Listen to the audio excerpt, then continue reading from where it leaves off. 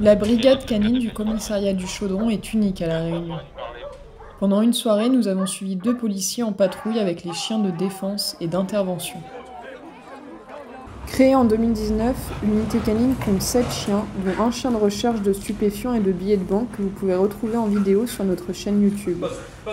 Ce soir, nous suivrons 2 policiers en patrouille que nous retrouvons au chenil, implantés dans le commissariat. Le laps de temps libre, on revient au chenil. S'il y a besoin de faire les box qui sont sales, on passe un coup de jet d'eau. Là, comme ce soir, on a programmé un entraînement avec Vincent. Donc ça permet de couper un peu le temps. Et si éventuellement il y a des missions, on reprend nos missions initiales, quoi. Les chiens ils sont toujours en voiture. La salle de commandement elle est au courant que de telle heure à telle heure on va faire un entraînement. S'il n'y a pas d'émission dite prioritaire, on ne va pas nous envoyer. Mais par contre, si vraiment, comme tout à l'heure, où sur les zones, il y a besoin de renfort, les chiens sont opérationnels. Comme nous, on est opérationnel, on regagne les véhicules et puis on va en mission. On va beaucoup crier, d'accord? On va monter les Le fait watts. de crier, on va monter l'excitation du chien. Et c'est pour que ce chien il puisse, pour qu'il soit dans le travail dès le début. Et c'est un conditionnement qu'on a. C'est-à-dire qu'on va le conditionner au travail en effectuant ce genre d'injonction et que je vais crier, et ainsi de suite. Sur la voie publique, ça va complètement être différent. Le chien aura son exercice, comme on dit un sportif de haut niveau. Il aura son exercice ici. Et si on a besoin de lui sur la voie publique, on sait qu'il va y aller. Là, on va extrapoler tout ça, C'est du théâtre. Ouais, on va faire beaucoup de théâtre. La priorité chez nous, c'est que le chien ne se blesse pas, le chien ne se fasse pas mal. Donc ça, c'est le travail de l'homme d'attaque et le travail du conducteur également. Donc on va devoir travailler en collaboration, toujours en faisant attention au chien. Il aura pas mal, il faut savoir, il sera protégé, au niveau de la muselière, il est protégé. Et après, derrière, il y a du mordant. Tout ça, vous aurez l'impression que c'est violent, Sport. ouais, et finalement, c'est pas violent. Pour le chien, c'est quelque chose de naturel. C'est le sport. Muselière, serré, vérifié. Et là, c'est la police, là. Et attention, là, gamin. Et attention, mon loulou, attention, police, là. Et attention, là. Et attention, bébé. Attention. Et attention, là. Et attention, là. Il est méchant. Monsieur, acte police, sortez ou j'envoie le chien, attention. Allez, sortez là. Allez. Allez, monsieur. Sortez de là. J'envoie le chien, attention, bébé. Tac, voilà, loulou. Allez, rentre chez toi, là. Allez, voilà, loulou. Allez, monsieur, là, c'est la police, là. Eh, attention. Hey, regarde ici. Regarde ici. Ah, tu vas faire quoi? Eh, reculez, là, monsieur. Oh, la loulou. Ça, parce que j'ai pas de casque. Ouais, ok. Hey. Hey. Oh. Ah.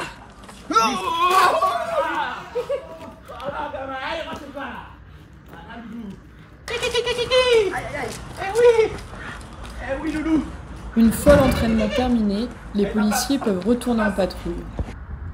Dans la voiture, le brigadier chef nous explique la fonction de ses collègues à 4 pattes. Les interventions de police, on n'utilise pas à chaque contrôle, à chaque intervention, le chien d'intervention, notre auxiliaire canard. Il sera utilisé lorsque nous on sentira qu'il aura une utilité et surtout qu'il sera en sécurité lui aussi, le chien. On ne mettra jamais en difficulté le chien et on ne mettra pas en difficulté non plus son conducteur. Donc avant tout, on fait attention à son intégrité physique. Bien sûr, il y a des exceptions, je veux dire. Un mec armé avec un couteau, forcément, bon, on est policier avant tout, le chien fait exactement le même travail que nous. On est entraîné pour ça, donc on va forcément l'utiliser. On a des techniques d'intervention qui sont faites pour des mecs armés, pour des violences urbaines, pour des agressions, des vols par effraction. On utilise le chien dans ces interventions-là et on a des entraînements spécifiques pour ça. Donc le chien est amené à intervenir grâce aux entraînements qu'il reçoit et le conducteur également. Donc là on va sur une bagarre entre deux équipes d'handball. Donc on ne sait pas si on va pouvoir ou devoir utiliser les chiens. Donc ils vont peut-être rester au coffre, non bien sûr ouvert, ou bien on les utilisera si vraiment on ressent le besoin.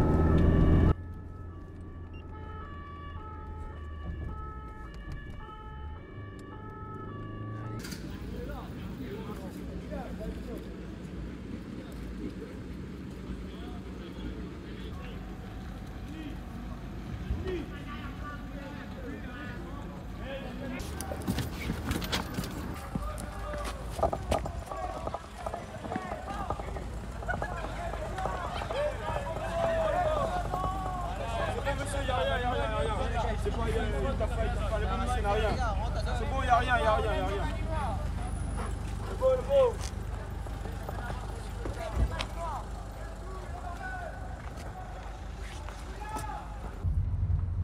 De la terre. Putain. Au gymnase, ce qui s'est passé, c'était que quand on est arrivé, on nous a parlé d'une bagarre. C'est quoi, une bagarre générale entre deux équipes. Et quand on est arrivé, bon, c'est vrai, il y avait du monde à l'extérieur. On n'a pas vu de bagarre. On a vu des personnes un peu excitées. Mais en vrai, c'était une dame apparemment qui se serait fait insulter. Et le fils croyait qu'elle était en train de se faire agresser. Donc c'est parti un peu en râler-poussé, comme on appelle chez nous. Mais il n'y a pas eu de coups portés, il n'y a pas eu de bagarre physique. C'était que des paroles, donc on a réussi à dégager tout le monde et puis ils sont rentrés chez eux. Et quand il est sorti, tout le monde a commencé à dire le chien, ils sont partis dans leur véhicule. Ça les a aidés à partir plus vite. Donc preuve encore que le chien est là pour dissuader. C'est notre objectif en priorité. On peut utiliser le chien au mordant, donc le musée, c'est ce que je vous ai expliqué depuis tout à l'heure, on peut l'utiliser quasiment à toutes les circonstances. Le mordant, lui, par contre, il est régi par la légitime défense que vous connaissez aujourd'hui, mais également dans d'autres circonstances. Si on se retrouve, nous, démunis à deux contre une vingtaine ou une trentaine d'individus qui viennent nous agresser, ce qui est possible, ce qui est arrivé déjà, on peut démuseler et faire mordre le chien. Le fait d'utiliser le chien au mordant, ça donne un impact encore plus dissuasif et ça peut calmer une situation qui dégénérerait sans lui en fait.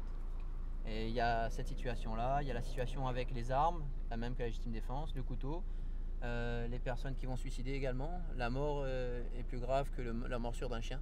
Donc si on peut faire arrêter un suicide grâce à ça, ça nous est jamais arrivé, hein, mais ça peut faire partie de de nos prérogatives en fait. Et si le chien se fait frapper, se fait tabasser, si on arrive à ce moment-là à le démuseler pour le faire s'enfuir ou autre, on peut toute situation peut emmener à un mordant. Il faut toujours le justifier.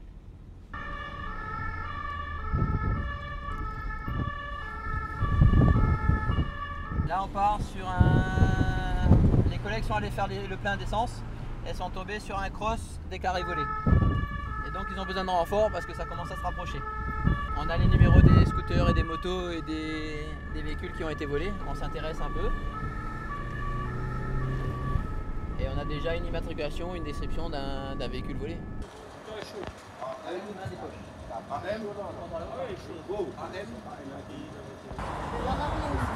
vous pouvez nous ramener deux gars à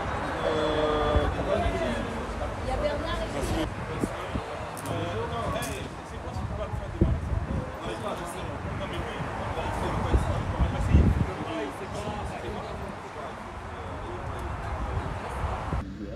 La moto volée sera ramenée au commissariat central de Malartic avec les deux jeunes interpellés. Durant les diverses interventions de ce soir, l'usage des chiens n'est pas toujours obligatoire, mais il faut leur permettre de se défouler pendant des promenades. Nous, l'objectif de nos chiens, comme je t'ai dit au début, c'est des chiens qu'on récupère de la SPA, qui vont peut-être être piqués, que les familles ne veulent plus. Et nous, suivant ce qu'ils peuvent nous apporter, on les récupère en tant que chiens de patrouille ou chiens de recherche. Donc forcément, ces chiens, à un moment donné, nous, on les prend comme des chiens, ce sont nos compagnons à nous, avant tout, qu'on travaille avec. Et on a à cœur que tout se passe bien et qu'il ne leur arrive rien. Donc c'est pour ça que lorsqu'on fait des exercices, les exercices sont là pour les défouler déjà de 1, de 2 les apporter ce qu'ils ont envie d'avoir tout le temps, c'est-à-dire du jeu, du travail, parce que ça reste des chiens de travail, des chiens qui sont conditionnés à travailler avec nous. On a juste quelque chose de différent, c'est qu'on les pousse à effectuer un travail que nous on a besoin, c'est-à-dire qu'on leur monte un peu en agressivité, en technique, en travail de police, et c'est pour ça que ce ne sont pas des chiens de famille. Ce ne sont pas des chiens qu'on peut ramener chez nous, parce qu'on a une manière de bosser avec eux qui nous empêche en fait de l'avoir chez nous tous les jours. Mais si c'est des chiens de recherche, ces chiens pourront venir vivre avec nous. C'est ça la différence. Un chien de recherche est beaucoup plus sociable. Ces chiens-là ne seront pas sociables, c'est pour ça que vous ne pouvez pas vous approcher. Mais tout ce qu'on fait comme travail avec lui, et tout le temps qu'on va passer avec lui, c'est du temps, voilà, c'est notre moment à nous en fait. Là on est en détente, c'est son moment à lui et à moi. Là il va se détendre, il va pouvoir penser à autre chose. Nous derrière on va pouvoir le penser, le nettoyer, passer un peu de moment avec lui, le caresser. Et même chose, on a des après-midi qui sont consacrés aux chiens. C'est-à-dire qu'ils travaillent peut-être 3 nuits avec nous. Dans ces 3 nuits, il y aura les entraînements, il y aura les détentes, il y aura le travail à l'extérieur. Et la 4e journée, c'est notre journée à nous, où est-ce que là on va les prendre, on va aller dans une autre commune, on va aller marcher pendant 2-3 heures, on va aller se baigner avec lui dans la rivière, on va trouver un moyen vraiment de les déconditionner du travail pendant un laps de temps, pendant une après-midi complète. Et c'est ce moment qui nous appartient. On est tout le temps avec le chien. On va sentir le chien, on aura des poils de chien tout le temps, on devra nettoyer le caca, le pipi dans les box, on doit faire attention à eux. Et toutes les personnes qui travaillent à l'unité canine doivent doivent vraiment aimer ce qu'ils font, aimer le chien. Non, et on comprend vite les personnes à qui ça n'intéresse pas, ils ne restent pas longtemps. Donc en fait, en général, quand on demande à intégrer cette unité, c'est avant tout pour cet amour qu'on a du chien. Si on n'a pas cette petite sensation, cette sensibilité, eh ben, on ne pourra pas faire long feu au sein de l'unité. Alors une intervention qui aurait pu me marquer également et que mon chien de patrouille à l'époque m'a littéralement sauvé la vie, c'est un individu armé en Nouvelle-Calédonie d'un sabre qui m'a menacé. Et en démuselant le chien, ce dernier l'a mordu au niveau du bras, armé, le bras où il tenait l'arme. Et ça lui a fait lâcher l'arme, ça lui a fait partir en courant en fait. Et puis finalement je me suis retrouvé à pouvoir maîtriser la situation seulement grâce à lui. Et pourtant il y avait une dizaine de personnes autour. Il en a mordu un et on a pu figer une situation sur une dizaine de personnes en mordant un. Donc forcément, là, l'utilisation du chien, en tout cas de mon chien de l'époque, bah, ça m'a vraiment... si je ne l'avais pas, je ne sais pas comment on aurait réagi. Ça aurait pu être l'arme de service à ce moment-là, ça aurait pu être le taser si au cas où j'en avais un. Mais voilà, ça a évité qu'on tire sur l'individu. Et à côté de ça, ben, le pire qu'il a eu, c'est quelques points de suture. Donc, comme quoi le chien ne tue pas, quoi. Il est là, vraiment là pour nous aider. Mais c'est une situation exceptionnelle. C'est pas sur ça qu'on va travailler le plus souvent, quoi. On le déconditionne. Là, tu vois, on le sort. Il est muselière, collier étrangleur, qui est en train de faire jaser pas mal de monde par rapport au fait qu'il faut pas. Mais pour nous, c'est un contrôle. Tu vois, là, on le contrôle grâce à ça. Ça lui fait pas, on le tue pas, on le fait pas mal. Mais il sait qu'il est muselé. Il sait qu'il a son collier étrangleur. Il sait qu'on va sur la VP, il va travailler. Et au fur et à mesure, un mois avant son départ, après on va commencer à l'empêcher d'attaquer, c'est-à-dire qu'on ne le fera plus de museler comme tu as vu tout à l'heure. On fera des mordants de jeu, une balle. Et quand quelqu'un, une famille voudra le récupérer, ça peut être n'importe qui, hein, au civil, on va le faire venir avec nous pendant 15 jours. Tous les jours, il viendra l'équiper, il va le sortir, il va marcher avec. Une fois leur service accompli, les chiens de patrouille auront mérité leur retraite. Ils seront donc sociabilisés et déconditionnés afin de pouvoir rejoindre des familles. Mais pour l'instant, il leur reste des missions à accomplir. Là, c'est une grosse bagarre devant un bar, le Maï. Donc ça regroupe plusieurs personnes. Les collègues ont demandé des renforts. On va pouvoir utiliser peut-être le chien si ces individus ne préfèrent pas. On va les faire sortir là.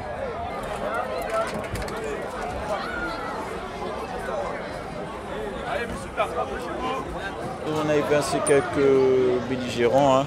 Les gars, allez, Allez, allez, Alonso, à votre gauche. Alonso, gauche. Allez, L'usage du chien de police a été plutôt dissuasif et on prend du monde sur place. Après, c'est des personnes avec qui on a l'habitude, ça va se dissiper tranquillement. Donc on va rester encore quelques instants sur les lieux et puis on verra bien comment ça se déroule.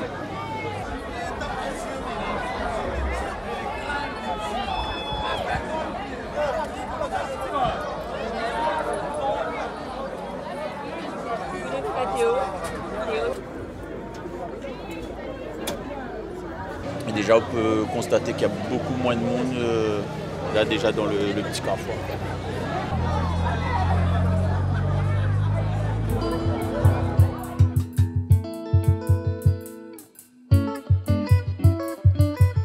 Si vous avez aimé cette vidéo de Parallèle Sud, média réunionnais indépendant, partagez-la. Et si vous voulez soutenir la liberté de la presse, faites un don sur notre site parallèlesud.com. L'info est un droit, mais elle a un prix.